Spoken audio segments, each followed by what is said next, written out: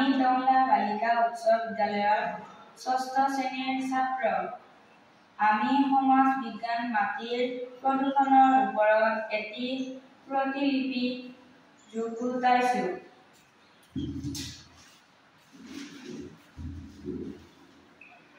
মাটিৰ প্ৰদূষণ সমস্যা। মাটিৰ প্ৰদূষণ হৈছে পৃথিৱীৰ এটা বৃহত্তৰ সমস্যা। মাটিৰ প্ৰদূষণ বিভিন্ন কাৰণত হ'ব পাৰে। মাটিৰ প্ৰদূষণৰ বিভিন্ন কাৰণ: শস্য উৎপাদনৰ বাবে মাটি ব্যৱহাৰ কৰা ৰাসায়নিক সাৰে মাটি প্ৰদূষণ কৰে। ঘৰুৱা আৱৰ্জনা, মূল-মূত্ৰ, প্লাষ্টিক য'তে-ত'তে পেলোৱাৰ ফলত মাটি প্ৰদূষণ হয়।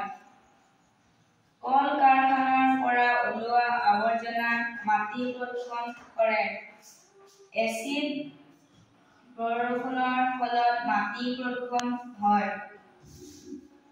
মাটি প্ৰদূষণ সমস্যা সমাধান: যেতি ১ নম্বৰ খেতি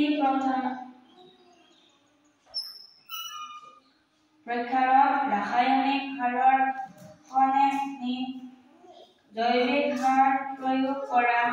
২ নম্বৰ প্লাষ্টিকৰ ব্যৱহাৰ কমাব লাগিব।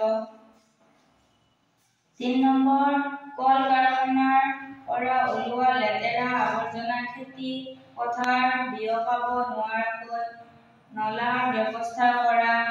৪ নম্বৰ জাবৰ-জোথৰ আদি ডাস্টবিনত পেলোৱাৰ ব্যৱস্থা কৰা।